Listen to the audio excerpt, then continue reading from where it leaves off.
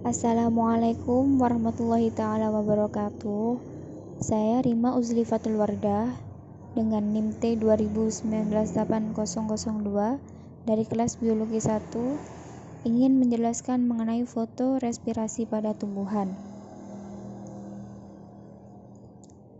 Apa itu fotorespirasi? Fotorespirasi atau respirasi cahaya adalah respirasi pada tumbuhan yang dibangkitkan oleh penerimaan cahaya yang diterima oleh daun. Diketahui pula bahwa kebutuhan energi dan ketersediaan oksigen dalam sel juga mempengaruhi fotorespirasi. Proses ini sering dipandang sebagai bentuk inefisiensi dalam metabolisme tumbuhan karena mengoksidasi langsung produk fotosintesis atau glukosa. Akibat fotorespirasi, fotosintesis neto menjadi jauh lebih rendah daripada seharusnya. Selanjutnya, apa perbedaan fotosintesis dengan respirasi? Respirasi itu katabolisme yang artinya membongkar suatu senyawa menjadi senyawa yang lebih kecil. Kalau fotorespirasi itu mengubah glukosa menjadi CO2 dan H2O, yang kemudian menghasilkan ATP sebagai tenaga yang kita gunakan sehari-hari.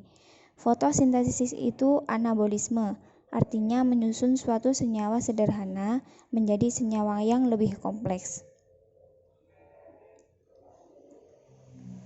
Selanjutnya,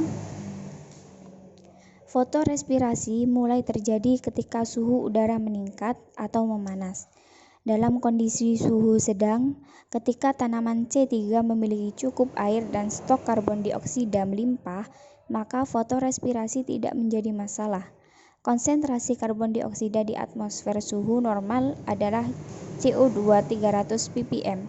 Air berdifusi keluar melalui stomata, tetapi selama kondisi panas dan kering stomata akan menurun untuk mencegah kehilangan air yang berlebihan. Perbedaan utama antara fotosintesis dan fotorespirasi terjadi ketika enzim Rubisco bereaksi dengan karbon dioksida.